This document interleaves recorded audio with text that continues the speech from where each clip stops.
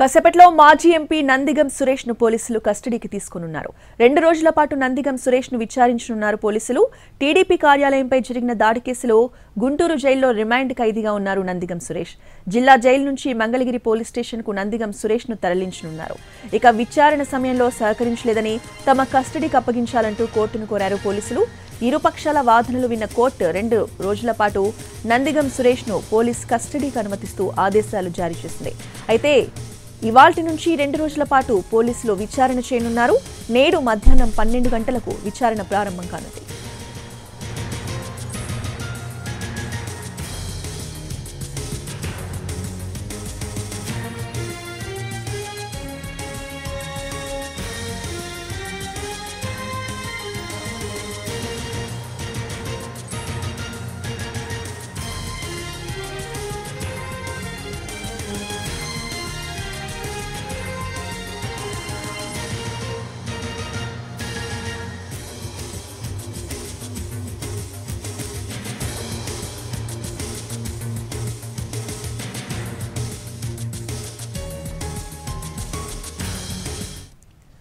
కాసేపట్లో మాజీ ఎంపీ నందిగం సురేష్ ను పోలీసులు కస్టడీకి తీసుకున్నారు. 2 రోజుల పాటు నందిగం సురేష్ ను విచారించనున్నారు పోలీసులు. టీడీపీ కార్యాలయంపై జరిగిన దాడి కేసులో గుంటూరు జైల్లో రిమాండ్ ఖైదీగా ఉన్నారు నందిగం సురేష్. జిల్లా జైలు నుంచి మంగళగిరి పోలీస్ స్టేషన్ కు నందిగం సురేష్ ను తరలించానన్నారు.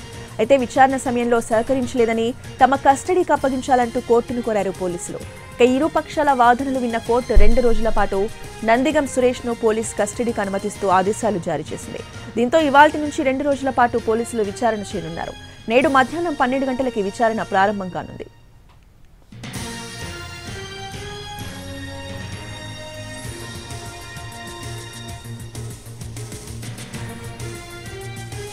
ఇదే అంశంపై పూర్తి అప్డేట్స్ మా ప్రతినిధి కృష్ణ అందిస్తారు. కృష్ణ,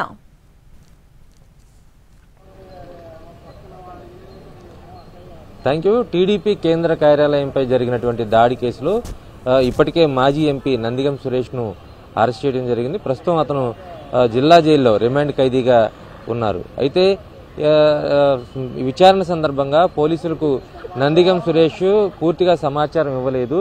దీనికి సంబంధించినటువంటి విచారణ లోతుగా దర్యాప్తు కొనసాగాలంటే నందిగం సురేష్ను పోలీస్ కస్టడీకి ఇవ్వాలనేటువంటి పిటిషన్ దాఖలైంది.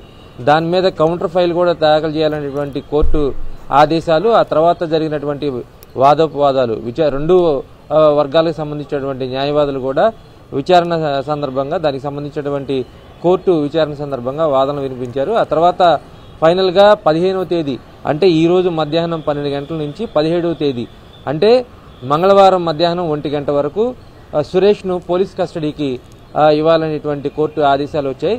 అయితే దీనికి ముందు కూడా అనేక సందర్భాల్లో పోలీసులు చెప్తూ వచ్చారు, నందిగం సురేష్ విచారణ సందర్భంలో ఎలాంటి సహకారం అందించలేదు, తనకు సంబంధించినటువంటి సెల్ ఫోన్కి సంబంధించినటువంటి డేటా ఇవ్వలేదు.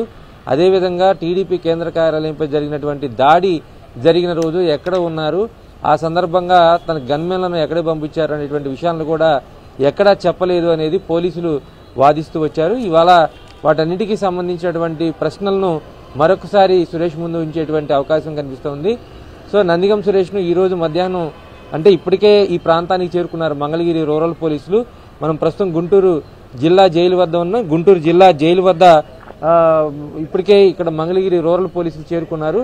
ఇప్పుడు వాళ్ళంతా కూడా వచ్చి సురేష్ను కస్టడీలోకి తీసుకున్న తర్వాత, మాజీ ఎంపీ నందిగం సురేష్ను కస్టడీలోకి తీసుకున్న తర్వాత ఇక్కడి నుంచి మంగళగిరి రూరల్ పోలీస్ స్టేషన్కు తరలిస్తారు. అక్కడ విచారణ 2 రోజుల పాటు కొనసాగుతుంది మంగళగిరి రూరల్ పోలీస్ స్టేషన్లోనే. ఒకవేళ ఏదైనా ఇబ్బందికర పరిస్థితులు అంటే శాంతి భద్రతకు సంబంధించి కానీ, లేదంటే సురేష్కి సంబంధించిన ఫాలోవర్స్ ఎక్కువ మంది రావడం కానీ జరిగితే అది జిల్లా పోలీస్ కేంద్రానికి తెలియజేసి ఉన్నతాధికారులు ఎక్కడ చెప్తే అక్కడ విచారణ చేస్తామనేది చెప్తున్నారు. సాధారణంగా అయితే ఇప్పటి వరకు ఉన్నటువంటి సమాచారం అయితే మంగళగిరి రూరల్ పోలీస్ స్టేషన్ ఏదైతే ఉందో అక్కడ ఈ 2 రోజుల పాటు విచారణ కొనసాగుతుందనేది స్పష్టంగా పోలీసులు చెప్తూ ఉన్నారు. Right, thank you Krishna.